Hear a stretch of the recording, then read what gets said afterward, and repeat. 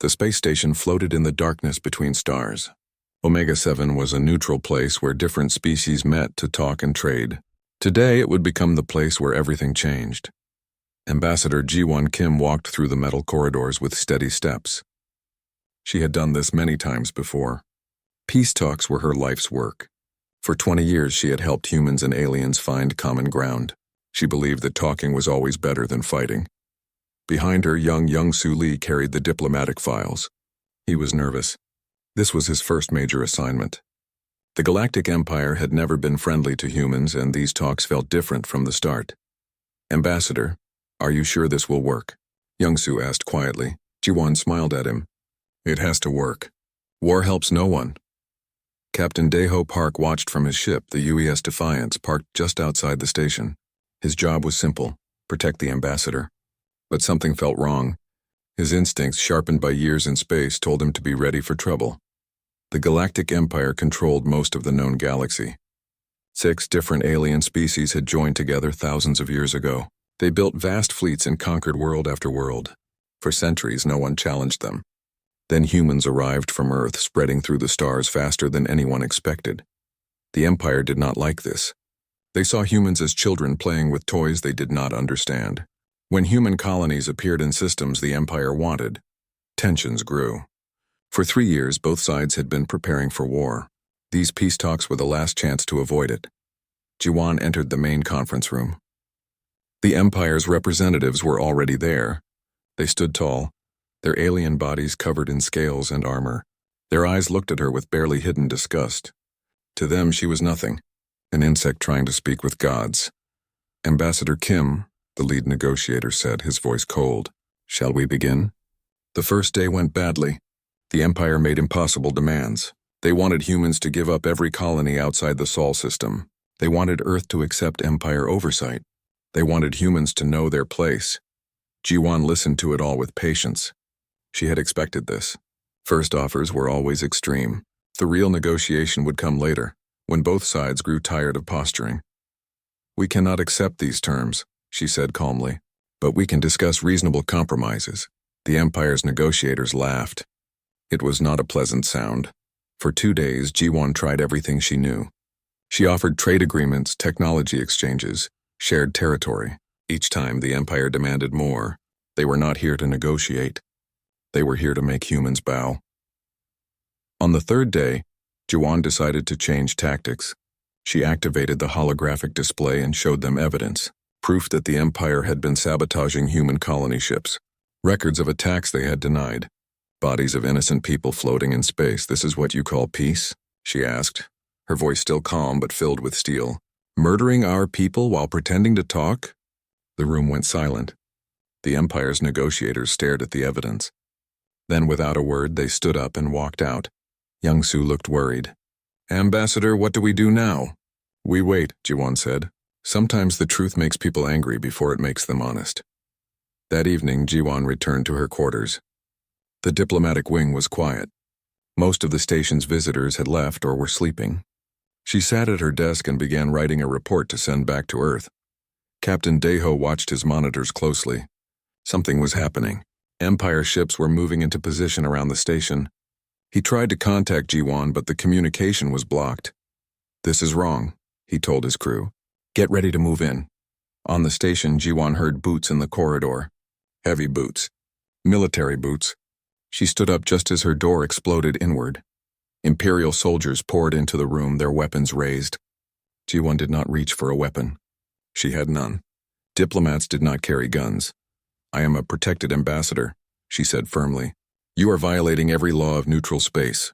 The soldiers did not care. Their orders were clear. In another room, Young-Soo saw what was happening through the security feed. He watched in horror as the soldiers surrounded Ji-won. He tried to run, to warn someone, to do anything. But more soldiers were already coming for him. Captain Daeho saw it too. His screens showed everything. He recorded it all, even as rage filled his chest. He wanted to attack to save her, but his ship was too far away. By the time he reached the station, it would be over.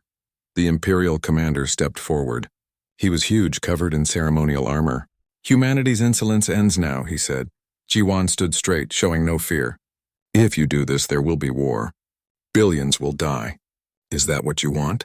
We want obedience, the commander replied. You would not bow. So you will serve as an example. The weapons fired. Jiwon Kim, humanity's voice of peace, fell. Across the station, Young-soo was found hiding in a storage room. He begged for his life. The soldiers showed no mercy.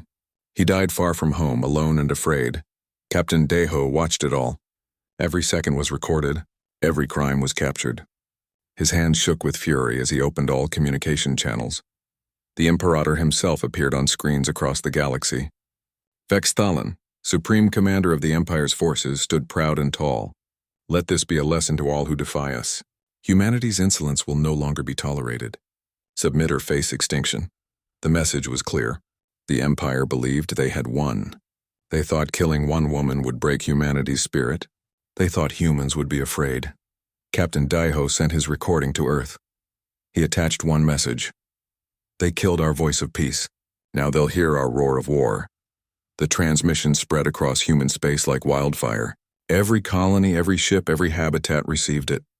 Billions of humans watched Ambassador Jiwon Kim die for trying to make peace. The reaction was instant. Rage, pure, burning rage. On Earth, people poured into the streets. On Mars, workers stopped their jobs and demanded action. On every human world, the cry was the same. War, war, war. The Galactic Empire had made a terrible mistake. They thought humans were weak. They thought killing one diplomat would scare them. Instead, they had awakened something ancient and primal, something that every species in the galaxy would soon learn to fear. Humanity at war. The Empire had millions of ships. They had weapons that could destroy planets. They had conquered countless worlds. But they had never faced an enemy like this. An enemy that did not forget. An enemy that did not forgive. An enemy that, when pushed too far, would fight with everything they had. In the cold darkness of space, near a neutral station stained with innocent blood, the future was written. There would be war. There would be death. And the galaxy would never be the same again. The age of peace was over. The age of survival had begun. The video reached Earth 6 hours after Jiwon Kim died. By the time the sun rose over the Pacific, every human alive had seen it. The image of their ambassador, standing brave and defiant until the end, was burned into their minds.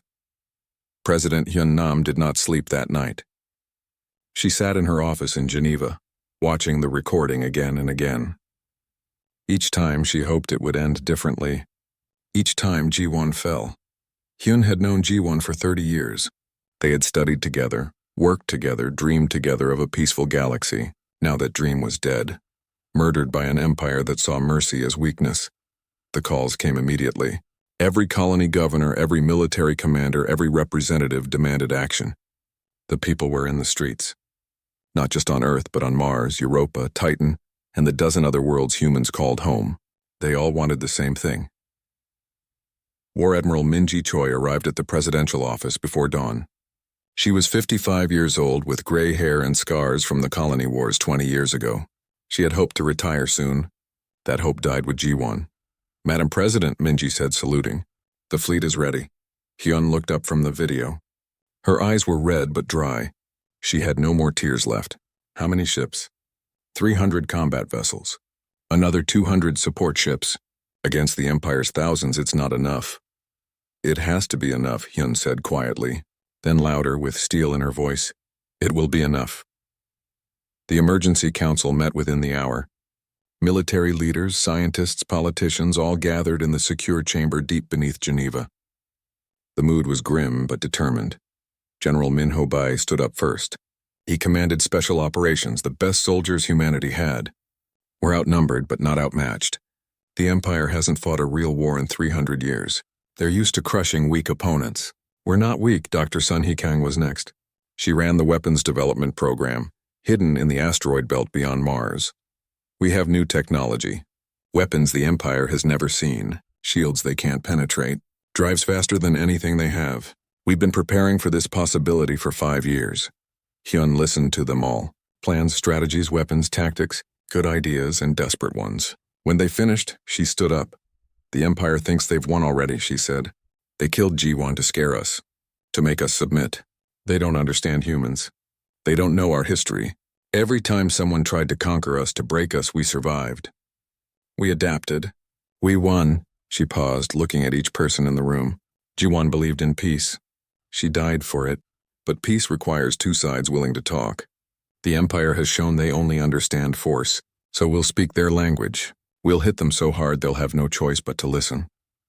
The vote was unanimous. War. President Hyun addressed humanity that evening. Every screen in human space showed her face. My friends, she began, her voice calm but filled with emotion. Yesterday, Ambassador Jawan Kim went to a peace conference. She went unarmed, with only hope and good faith. The Galactic Empire murdered her in cold blood. They murdered young Young-Soo Lee. They declared that human lives mean nothing to them. She paused, letting the words sink in. They expect us to be afraid. They expect us to surrender. They have forgotten something important about humanity. We don't surrender. We fight, we survive. We overcome. Her voice grew stronger. This war is not about conquest. It's about survival.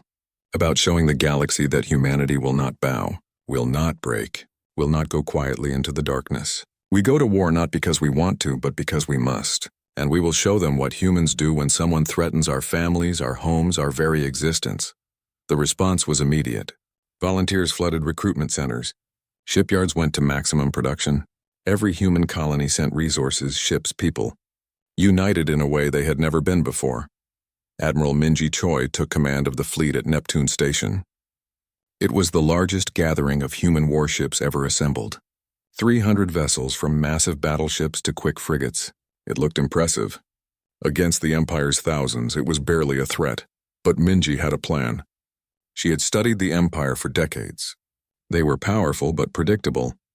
They used the same tactics their ancestors had used for centuries. They relied on numbers and superior technology. They had never faced an enemy that could think faster than they could. Captain Kyung-min-oh stood on the bridge of his new ship, the UES Retribution. It was humanity's first true warship, built from the ground up with new technology. Faster engines, better shields, weapons that could punch through Imperial armor. Only 5 ships like it existed, but more were being built every day. Kyung-min was 40 years old, a veteran pilot who had flown everything from cargo haulers to fighters. When Jiwan died, he volunteered immediately. The Retribution needed a captain who could think fast and take risks. He was perfect for the job. His first officer, Commander Jae-ho Shin, approached with a datapad. Sir, we've received our orders. We're part of Strike Group 7. Target is the Vardis system. Kyung-min studied the information. Vardis was an Imperial listening post that monitored all traffic near human space. It was heavily defended but isolated. Perfect for a first strike. How long until we launch? He asked. 2 days. The Admiral wants everyone ready simultaneously. Kyung-min nodded. 20 different strike groups, hitting 20 different targets at once. The Empire would never expect it. They thought humans would attack their nearest base in a desperate emotional rush. Instead, Minji was spreading them thin, forcing them to defend everywhere. In the asteroid belt, Dr. Sun-hee Kang worked without rest. Her team of scientists and engineers were finishing the final weapon systems. New missiles that could track targets through faster-than-light jumps. Energy shields that adapted to different weapon frequencies. And the secret project, the one she had not told the military council about yet. The weapon that could change everything.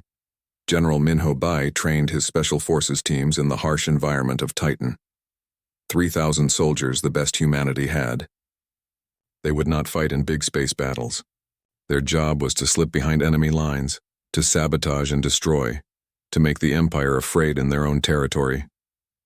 Remember, he told them during the final briefing, we're not just soldiers. We're ghosts. The Empire won't see us coming. By the time they realize we're there, it'll be too late. As the days passed, the transformation was complete. Humanity, which had spent decades trying to fit into galactic society, had become something else. A war machine, focused and deadly. The families of the soldiers gathered at viewing stations to say goodbye. Parents hugged children who had volunteered. Spouses held each other tight, knowing this might be the last time. Everyone understood the cost. Many would not come home. At Neptune Station, Admiral Minji Choi walked through the fleet visiting different ships. She wanted every captain, every crew member to see her, to know she shared their danger. On the Retribution, she found Captain Kyung-min checking the weapons systems personally. "Captain," she said, "are you ready?" He straightened and saluted. "Yes, Admiral. We'll make them pay for G1. Minji nodded. "Good, but remember, this isn't just about revenge. It's about survival. We hit them hard, we hit them fast, and we show them that humanity is not prey." The launch day arrived. 300 ships powered up their engines. Across the fleet, crews said prayers to different gods or to no god at all. They checked weapons, shields, life support. They looked at pictures of loved ones. They prepared to face the unknown. Admiral Minji Choi stood on the bridge of her flagship, the UES Indomitable. Around her, the fleet waited for her order. She thought of Ji-won, of her old friend who had died trying to prevent this moment. Then she thought of all the humans counting on her to protect them. "All ships," she broadcast on the fleet channel. "This is Admiral Choi. Today we face an enemy that thinks we're weak. That thinks killing one of us will break us all. They're wrong. Every human who ever lived faced impossible odds. We climbed out of caves to reach the stars. We survived ice ages and wars and disasters. We never gave up, never stopped trying, never accepted defeat." She paused, letting her words reach every ship. "The Empire has thousands of ships. They have weapons that can destroy planets. They have been conquering the galaxy for millennia. But they've never faced us. They've never fought an enemy that refuses to quit, that learns from every mistake, that turns every setback into a lesson." Her voice grew fierce. "Today we teach them what humanity means. We show them that we are not victims. We are survivors, and when you back a survivor into a corner, they don't surrender. They fight with everything they have." She raised her hand. "All ships, prepare for jump. Let's go show them what humans do best. Survive, adapt, overcome for Ji-won, for Young-soo. For humanity, jump." 300 ships vanished in flashes of light, heading into the darkness, heading toward war, heading toward an enemy that outnumbered them 10-1. But they were not afraid. They were angry. And an angry human was the most dangerous thing in the galaxy. The war had begun. The Vardu system was quiet when the retribution arrived. Captain Kyungmin, "Oh, watch the sensors carefully." The Imperial listening post sat in orbit around a dead moon, its arrays pointed toward human space. Dozens of ships protected it, confident that no one would dare attack. They were wrong. "All ships, activate stealth systems," Kyungmin ordered. Around the retribution, 6 other human vessels vanished from sensors, new technology that bent light and energy, making them invisible to Imperial scanners. The Empire had never needed stealth. When you had overwhelming force, you did not need to hide. Lieutenant Hana Song monitored the tactical display. She was young, only 26, but brilliant at calculating firing solutions. "Sir, all enemy ships are in defensive positions. They're not expecting anything." Commander Jae-ho Shin smiled grimly. "They're about to get a very bad surprise." The strike group drifted closer, using the moon's gravity to mask their approach. Inside the retribution, the crew worked with practiced efficiency. Everyone knew their job. They had trained for this moment. Kyungmin studied the Imperial formation. 5 heavy cruisers, 12 frigates, dozens of fighters. Any one of those cruisers could destroy his ship in a fair fight. Good thing this would not be fair. "Target their command ship first," he said. "On my mark, all weapons. Make every shot count." The seconds ticked by. The Imperial ships drifted in their patrol patterns, unaware that death was approaching. Inside those ships, alien crews went about their duties, confident in their superiority. "Mark," Kyungmin said quietly. The retribution opened fire. New plasma cannons, twice as powerful as anything the Empire had seen, tore through space. The Imperial command ship's shields never had a chance. The first salvo punched through their defenses. The second tore the ship in half. Across the system, 19 other human strike groups did the same thing. 20 Imperial outposts all attacked at once. All caught completely by surprise, chaos erupted in Vardis. The Imperial ships scrambled to respond, but they could not see their attackers. Weapons fired blindly into space. A few shots hit human ships by pure luck, but most missed. Hana called out targets as fast as she could calculate them. Frigate bearing 270, range 8,000 kilometers. Cruiser 3 is turning toward us. Fighter wing launching from the station. Kyungmin maneuvered the retribution with smooth precision. Years of flying different ships had taught him how each one moved, how to push them to their limits. The retribution danced through space, dodging fire while its weapons tore into Imperial vessels. "Torpedo spread. Target the station's main power core," he ordered. 6 missiles launched, their drives blazing bright. The Imperial point defense tried to stop them, but the missiles were too fast, too smart. They wove through the defensive fire and slammed into the station. The explosion lit up the dark side of the moon. Commander Jeho managed the crew with calm efficiency. Damage report. Shields at 70%. Hull integrity good. Weapons hot and ready, came the responses. The battle lasted only 8 minutes. When it ended, the Imperial listening post was gone. 4 cruisers destroyed, 8 frigates crippled, the station a burning wreck. The human strike group had lost 1 ship, damaged 2 others. Across 10 systems, the story was the same. Human forces struck hard and fast, then vanished before reinforcements could arrive. The Empire lost 20 outposts in a single day. More ships destroyed in 6 hours than they had lost in decades, but humanity paid a price too. 15 ships did not return. Thousands of crew members died in the cold of space. On the Retribution's bridge, Kyungmin received the casualty reports and felt each loss like a knife. These were not just numbers. They were people who had trusted him, followed him into battle. Sir, Jeho said quietly, we did good today. They'll remember this. Kyungmin nodded but said nothing. Victory did not feel as good as he had hoped. Jiwon's death was still not balanced. Nothing would bring her back. The Empire reacted with shock and rage. Imperator Vexthalin received the news in his throne chamber on the capital world. 20 outposts gone, hundreds of ships destroyed or captured. By primitives. By humans. Impossible, he roared. How could this happen? His advisors had no answers. The humans had appeared from nowhere, struck with devastating force and vanished before the Imperial fleets could respond. New technology they should not have. Tactics that broke every rule of civilized warfare. Mobilize the Third Fleet, Vexthalin ordered. 500 ships. Find these humans and crush them. Show the galaxy what happens when you challenge the Empire. Admiral Minji Choi watched the battle reports with satisfaction. 20 successful strikes exactly as planned. But she knew this was just the beginning. The Empire would respond with overwhelming force. They always did. All ships regroup at Rally Point Gamma, she broadcast. Prepare for Phase 2. The human fleet gathered in deep space, far from any system. Crews repaired damage, restocked ammunition, said goodbye to friends who had not made it back. The mood was proud but sober. They had won the first round, but the real fight was coming. Captain Kyungmin brought the Retribution alongside the flagship for a command meeting. Admiral Choi's hologram appeared on his bridge.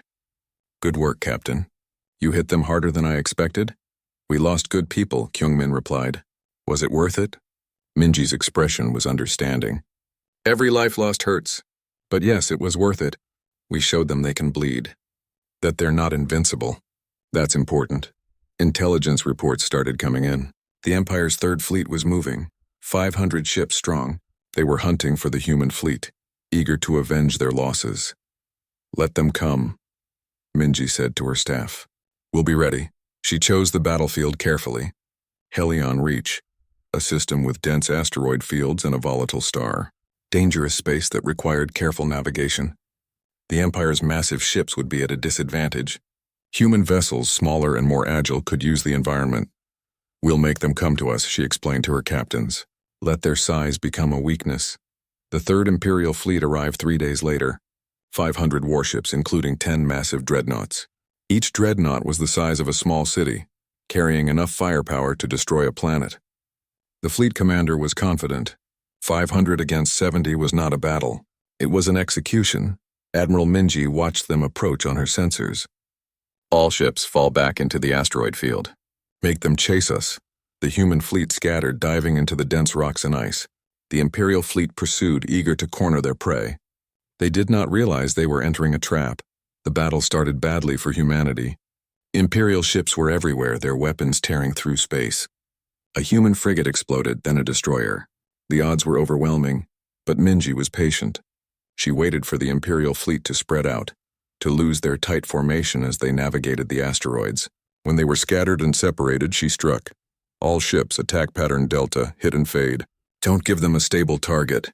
Human vessels emerged from behind asteroids, fired, and vanished again. Each attack targeted a specific ship, overwhelming its defenses before help could arrive. The Imperial fleet tried to respond, but they could not bring their numbers to bear. The asteroids broke their formations, isolated their ships. Captain Kyungmin led his group against one of the dreadnoughts. The massive ship was incredibly powerful but slow. "Target their engines," he ordered. "If we can't destroy it, we'll cripple it." The Retribution and its escorts danced around the dreadnought, dodging its heavy weapons while hammering at its engines with precise fire. It took 30 minutes, but finally the dreadnought's drive section exploded. The ship drifted helplessly, unable to move or fight effectively. All across the battlefield, the same pattern repeated. Human ships used the asteroids and the star's radiation to negate the Empire's advantage. They fought in small groups, supporting each other, never staying still long enough to be destroyed. Lieutenant Hana calculated firing solutions so fast her hands were a blur. "Cruiser at range, shields down." "Frigate behind that rock." "Dreadnought turning toward us." Kyungmin maneuvered between asteroids, using their mass to block enemy fire. His reflexes and instincts kept the ship alive through moments that should have been fatal. The battle raged for 8 hours. Ships on both sides died in fire and explosion. The space around Helion Reach became a graveyard of shattered metal and frozen bodies. But slowly, impossibly, the humans were winning. The Imperial Fleet commander finally realized his mistake.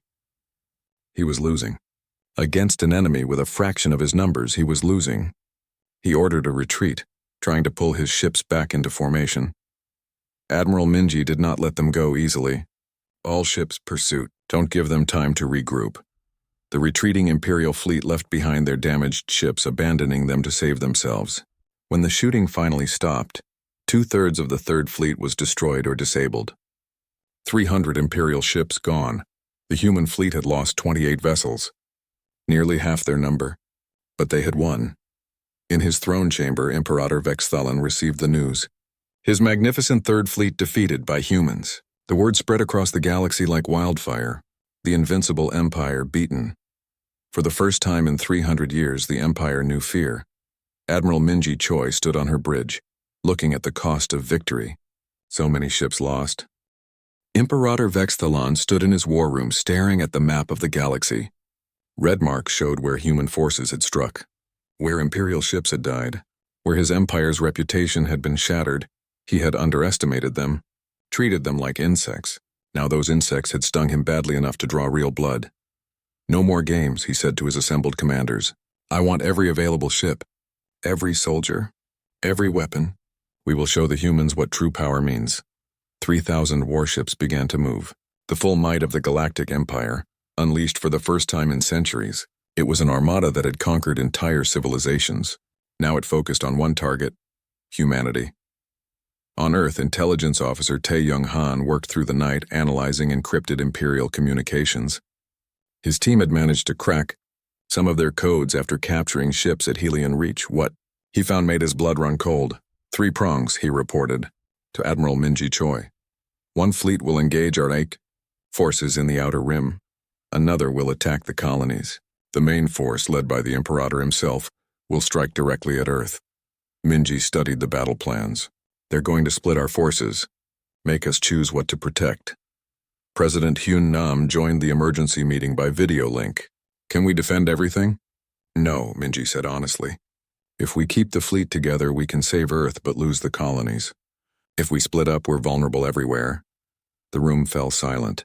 Every choice meant people would die. Worlds would burn. The only question was which ones. Minji made the hardest decision of her life. "I'll take half the fleet to protect the colonies. Captain Kyungmin will lead the rest to defend Earth. We hold the line at both places or we lose everything." Kyungmin received his orders with a heavy heart. 150 ships against whatever the Empire sent to Earth. The odds were worse than Helion Reach, and this time there were no asteroids to hide behind. "We'll make it work," Commander Jaeho said, trying to sound confident. Kyungmin wished he felt as certain. General Minho Bai launched his own operation. His special forces teams had been sneaking into Imperial space for weeks, learning patterns, finding weaknesses. Now they struck. Supply convoys exploded. Communication relays went dark. Command posts woke to find their security systems sabotaged. Minho's soldiers were ghosts appearing from nowhere, causing chaos, then vanishing before the Empire could respond. "Keep them scared," Minho told his teams. "Make them worry about what's behind them as much as what's ahead." But it was not enough. The Imperial fleets kept coming. The first attacks hit the outer colonies. Admiral Minji's fleet fought desperately to protect them. At Titan Colony, her forces faced overwhelming numbers. Imperial ships surrounded the station, hammering it with endless fire. All ships, tight formation around the station, Minji ordered. Don't give them an angle. Her flagship, the Indomitable, took hit after hit. Shields failed, armor buckled, but the ship kept fighting. Around her, human vessels threw themselves into impossible positions, sacrificing themselves to protect the civilians evacuating below. A destroyer rammed an Imperial cruiser, both ships dying in a ball of fire. A frigate captain, his ship crippled and dying, set his engines to overload and crashed into a dreadnought's weapon systems. Heroism and desperation mixed together in the cold dark of space. Minji felt each loss like a physical blow. These were her people, her responsibility. She had led them here. Now she watched them die, but they held. For 6 brutal hours they held. When the battle ended, Titan Colony was damaged but intact. The civilians had escaped, but the cost was staggering. 30 ships destroyed, thousands dead. "Ma'am," her tactical officer said quietly, "we can't take many more fights like this." Minji knew he was right. They were winning battles but losing the war. Meanwhile, the Empire's main fleet reached the Sol system. Captain Kyungmin watched them approach on his sensors. 1,000 Imperial warships, 6 massive Imperium-class dreadnoughts, each one capable of glassing a planet, all led by Imperator Vexthalin himself. Against this, Kyungmin had 150 ships. "Well," he said, trying to keep his voice light, "at least we won't have trouble finding targets." Nobody laughed. The fleet positioned itself between Earth and the approaching armada. Behind them, the homeworld of humanity. Billions of people who had never known war. Children, families, dreams, all depending on these ships to protect them. At Luna Base, young fighter pilot Jihoon Seo climbed into his cockpit. He was 22, fresh from training. He had been an art student before the war. Now he flew a fighter armed with missiles that could kill. "Blue Squadron, this is Control." The radio crackled. "Launch when ready. Good luck out there." Jihoon felt his hands shake as he activated his engines. Around him, dozens of other fighters launched. Most of the pilots were like him, civilians who had learned to fight because they had no choice. "Stay close," his squadron leader said. "Watch each other's backs. Remember your training." The Imperial fleet did not bother with tactics. They just came straight at Earth, confident that their numbers would crush any defense. Vexthalin stood on his flagship's bridge, watching humanity's pathetic fleet try to stop him. "They are brave," he admitted to his staff. "Foolish, but brave. It will not save them." The Battle of Earth began with a storm of missiles. Both sides fired everything they had. Space filled with explosions, debris, and dying ships. The human fleet fought with desperate courage, but they were being pushed back, step by step. Kyungmin maneuvered the retribution through the chaos, his instincts keeping them alive through moments that should have been fatal. "Target that dreadnought's weapon ports. If we can blind them even temporarily, it helps." Lieutenant Hana worked her console frantically. "Sir, they're everywhere." "I can't keep track of all the threats." "Then focus on the biggest ones," Kyungmin replied. "We can't stop everything. We just have to stop enough." Jihoon's fighter squadron engaged Imperial interceptors. The enemy pilots were professional soldiers, experienced and deadly. Jihoon's hands were slick with sweat as he dodged fire, trying to remember everything he had learned. A fighter exploded beside him. His friend Borum gone in an instant. No time to grieve. Another enemy on his tail. He pulled into a desperate turn, felt the G-forces crushing him, fired blindly behind him. By pure luck, his shot connected. The Imperial fighter tumbled away, damaged. He was alive. For now, the battle raged for hours. Human ships died, but they took Imperial vessels with them. Earth's orbital defenses added their fire, missiles and lasers reaching out to protect their home. But it was not enough. The Imperial fleet kept coming, an unstoppable tide. On Earth, people watched the battle unfold on their screens. They saw the ships fighting and dying to protect them. They saw the enemy getting closer, slowly but surely. On the Retribution's bridge, alarms blared. Shields failing, hull breaches on multiple decks, weapons overheating. "Sir," Jae-ho reported, voice tight, "we're not going to make it. There's too many." Kyungmin knew he was right. They had fought brilliantly, but mathematics was against them. In another hour, maybe 2, the defense would collapse. The Empire would reach Earth. He made a choice. "Prepare the ship for a ramming attack. We'll take out the Imperator's flagship. If we kill him, maybe it breaks their will." "Sir, that's suicide," Jae-ho protested. So is this, Kyungmin replied. At least this way we take him with us. The crew accepted the order without complaint. They had known this might be how it ended. Every hand volunteered to stay on board. No one asked to evacuate, but before Kyungmin could begin his final run, his communication panel lit up. Dr. Sun-hee Kang, calling from Earth. Captain, I have a solution. But you're not going to like it, she explained quickly. The secret weapon her team had been building. An electromagnetic pulse device of unprecedented power. It could disable every ship in the system, human and Imperial alike. We'd all be dead in space, Kyungmin said. No power, no life support. For a while, Sun-hee agreed. But our ships have manual backups. We can restore basic systems. The Imperial ships don't. Their technology is more advanced but less redundant. They never planned for total system failure. Kyungmin understood immediately. If we can get our ships working first, we can capture their entire fleet. Exactly. But Captain, I need your authorization. The EMP will hit everyone. Some ships won't survive the pulse, and anyone who can't restore power fast enough will die. Kyungmin looked at his crew, at Jae-ho, who had followed him through every impossible battle, at Hana, who had kept them alive with her brilliant calculations, at all the faces that had trusted him. Do it, he said. If we're going to die today anyway, let's make it count. He broadcast to the fleet. All ships, this is retribution. In 30 seconds, every system will shut down. Prepare for manual restart. Get your emergency procedures ready. This is going to be rough. Across the fleet, crews scrambled. On Earth, Sun-hee activated the device. She prayed this would work. The pulse fired. A wave of electromagnetic energy washed across the Sol system. Every electronic system instantly died. Human ships, Imperial ships, all of them went dark in the same moment. The Battle of Earth stopped. Thousands of ships drifted silently in space, no power, no weapons, no lights. Inside, crews floated in zero gravity as life support failed. On the Retribution, Kyungmin pulled out the manual restart procedures. Everyone, you know what to do. The silence after the pulse was eerie. Thousands of ships drifting in the darkness around Earth, their crews working desperately to restore power. Human vessels flickered back to life one by one, their backup systems proving their worth. The Imperial ships remained dark, their sophisticated technology now a liability. Captain Kyungmin Oh floated through the corridors of his ship, checking on his crew. They had done it. The Retribution's life support was running on emergency power. Weapons were coming back online. They had survived. Sir, Commander Jae-ho called from the bridge, we're getting reports from across the fleet. Most ships are operational. We have boarding parties ready. Kyungmin pulled himself to the command chair. Through the viewport, he could see the Imperial flagship, dark and helpless. Send the order. Board everything you can. Take prisoners, not casualties. We're not murderers. Fighter pilot Ji-hoon Seo guided his small craft toward an Imperial cruiser using only maneuvering thrusters. His hands were steadier now. The immediate panic of battle had passed, replaced by exhausted focus. Beside him, other pilots did the same, carrying boarding teams. They entered through airlocks, floating through corridors lit only by their suit lights.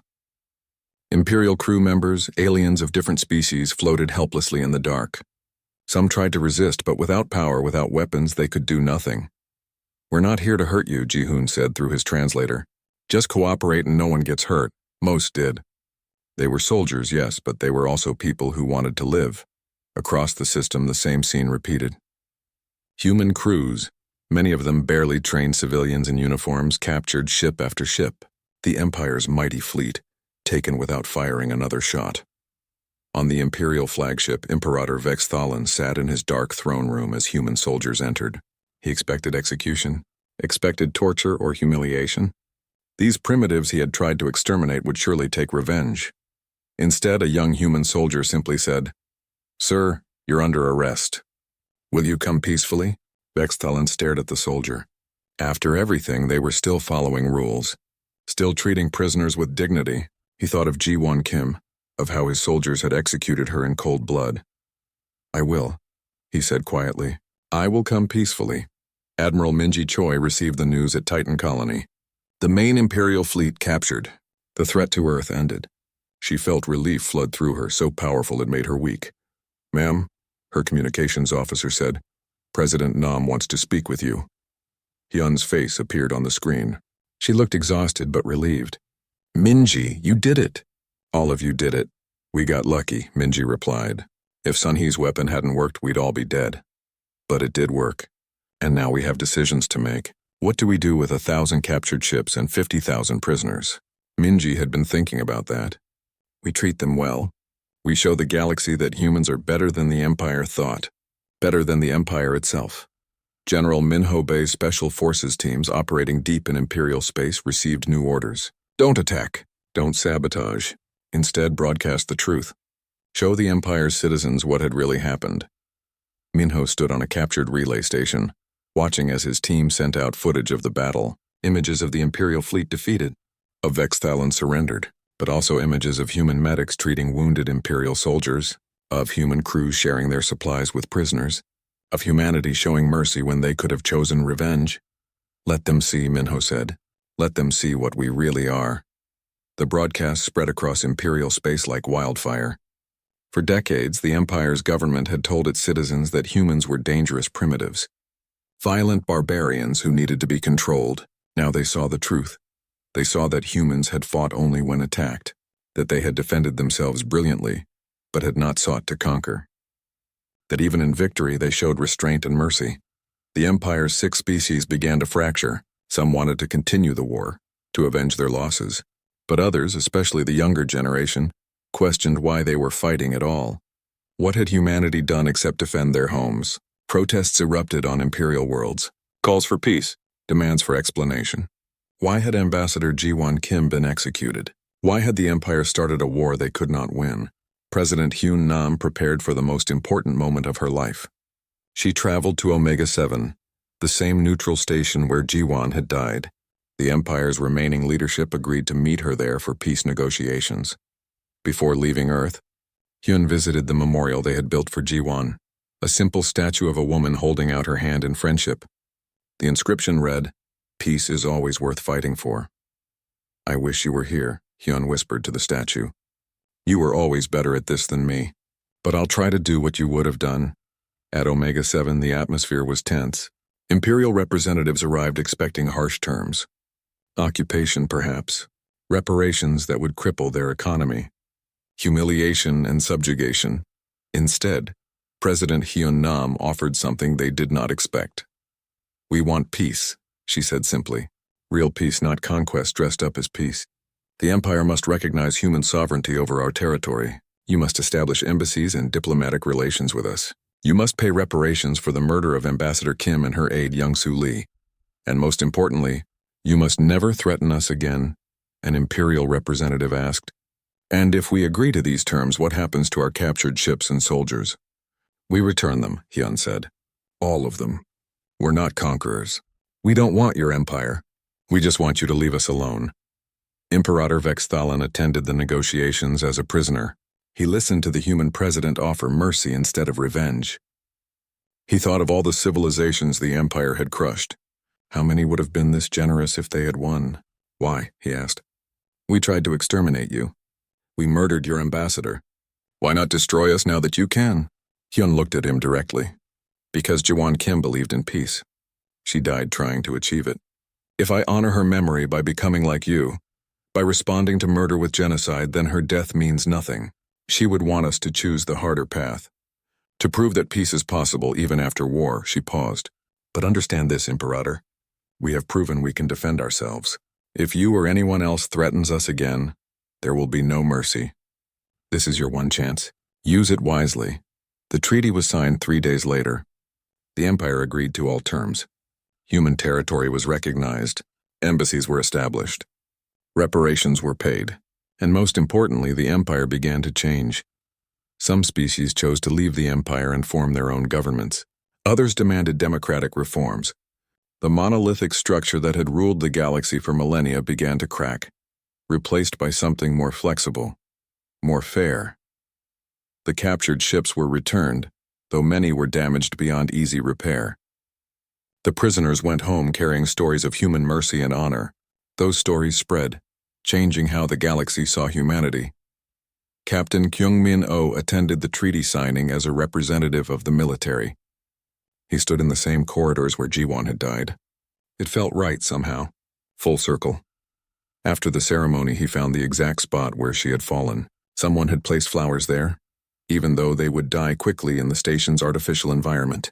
He added his own, a small white bloom from Earth. "We won," he said quietly to her memory. "But it cost so much. I hope it was what you wanted." Admiral Minji Choi retired from active service. She had lost too many friends, commanded too many people to their deaths. She moved to Mars and opened a small school, teaching young pilots about spaceflight. She never talked about the war unless asked. General Minho Bai took a different path. He worked on reconciliation programs, teaching former enemies to understand each other. He brought together Imperial soldiers and human Marines, helping them see each other as people rather than threats. Dr. Sun Hee Kang dismantled her weapons research program. "I built tools of death because we needed them," she told her team. "Now we need tools of peace." She redirected her talents to medical technology, and environmental systems fighter pilot Ji-hoon Seo returned to Earth and tried to resume his art studies. But he could not unsee the things he had witnessed. The friends he had lost, the enemy pilots he had killed. He painted them instead, creating a memorial in art for those who had not come home.